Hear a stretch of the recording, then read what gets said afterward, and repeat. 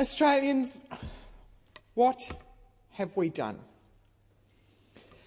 After dedicating $13 billion, after recovering more than 4 Sydney harbours worth of water in the name of the environment, on top of 3 Sydney harbours already recovered prior to the Basin Plan, after employing hundreds of new bureaucrats to manage those Sydney harbours and to model, and contracting the equivalent amount of academics to monitor, clearly we have completely failed the Murray Darling Basin.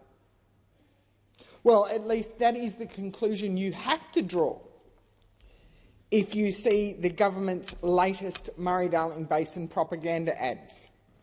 These ads that say, "Boom, boom, boom, water is being overused and the next drought is only a matter of time.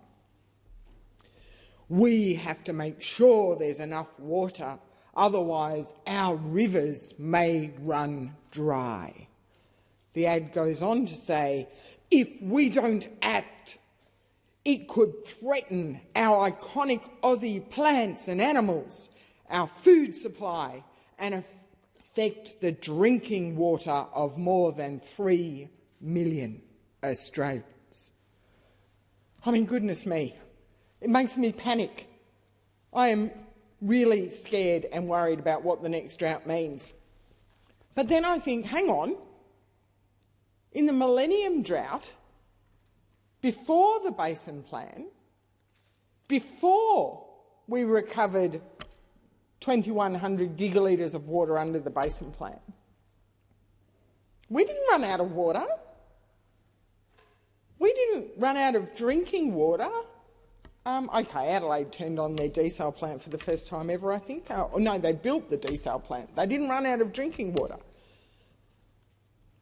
We didn't run out of food in the Millennium Drought before the Basin Plan. So if we were so successful at managing our water then, and since then we've spent $13 billion and recovered 4 Sydney harbours worth of water, what are we doing wrong now? Why are we going to run out of drinking water in the next drought? And don't just believe me about how we managed the basin in the Millennium Drought. At the time, an international expert in environmental engineering, the late John Briscoe of Harvard University, who was also appointed by the government to the high-level review panel to review the Guide to the Basin Plan and the Water Act, in 2011 he wrote that over the last 10 years, which was the period that covered the Millennium Drought, and I quote, "Australia did something which no other country could conceivably have managed.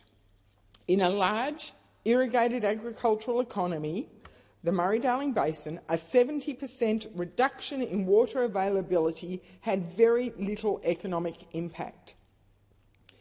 He went on to say that the institutional response of the then Murray-Darling Basin Commission, the states and the farmers, the response to the dramatic reduction in rainfall and commensurate reduction in river flows was extraordinarily innovative and effective.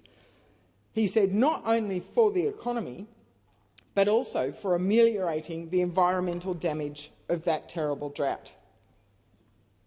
So why are we in such a catastrophic position now?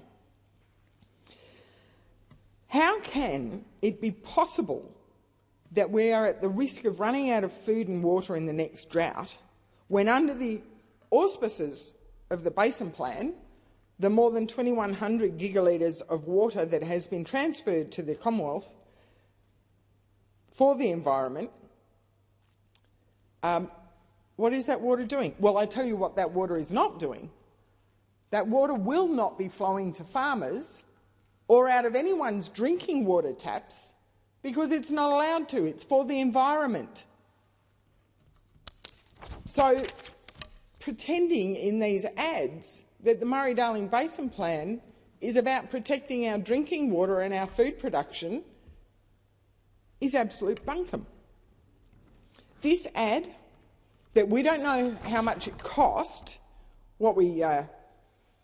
I've got some questions in to find you, but this ad that is being paid for by taxpayers and the associated campaign being paid for by taxpayers that is doing nothing but panicking the population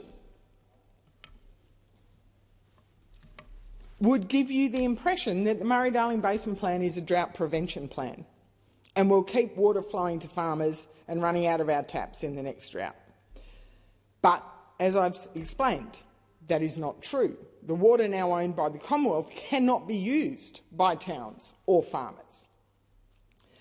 And I want to remind people, when the Basin Plan was developed and taken through Parliament by then Minister Tony Burke, he was at absolute pains to point out that the plan was not a drought plan. It was a resilience plan. And even now, the MDBA website states that there are no guarantees. It says, and I quote, "Even with better forecasting, improved planning and new policies in place, we cannot drought-proof the basin. Droughts will continue to impact communities and the environment." But importantly, it goes on to explain that the need to plan for drought has been understood since the early days of water management in Australia, and that before dams were built along the River Murray, dry times meant parts of the river and its tributaries would sometimes be reduced to a series of pools or cease to flow at all. These experiences, it says, highlighted the need to manage the Murray in a more cooperative manner and to build the dams and weirs and other structures to provide a more reliable flow, which is how we managed the Millennium Drought. In other words, since we started developing the Murray-Darling Basin, as in developing, building the weirs and the dams, we've learnt to manage the river through droughts. And as I said before, during the Millennium Drought, no town along the Murray River ran out of drinking water. And remember, as the MDBA also rightly points out, during a drought, all allocations are reduced, whether the water is for farming or the environment. The fact of the matter is, if it doesn't rain, it doesn't rain. There are no inflows into rivers and streams or into the dams. When the Northern Basin ran dry in the last drought between 2017 and 2019, no basin plan could have assisted. No amount of held environmental water could assist the towns that nearly ran dry. At that time, when the rain stopped in January 2017, and with no significant inflows for 2 years, experts have said that without water infrastructure like dams and weirs, rivers would have ceased to flow by October 2017. But thanks to that infrastructure and careful management, rivers continued to flow for another 12+ months, thanks to infrastructure, not thanks to the Basin Plan. So again, though, I do ask, what is the government doing with these propaganda ads? Why are they actually standing up and telling people that $13 billion has been wasted, that 13 years of Murray-Darling Basin Plan has achieved nothing, and that we are now in a more precarious position than we were prior to the Basin Plan?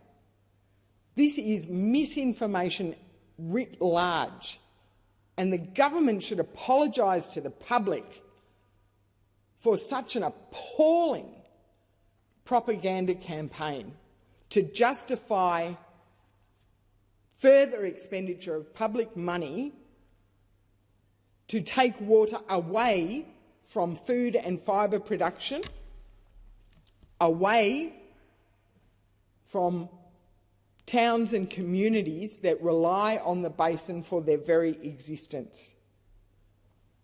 These ads are a despicable waste of public money, and they are a blatant lie. Thank you.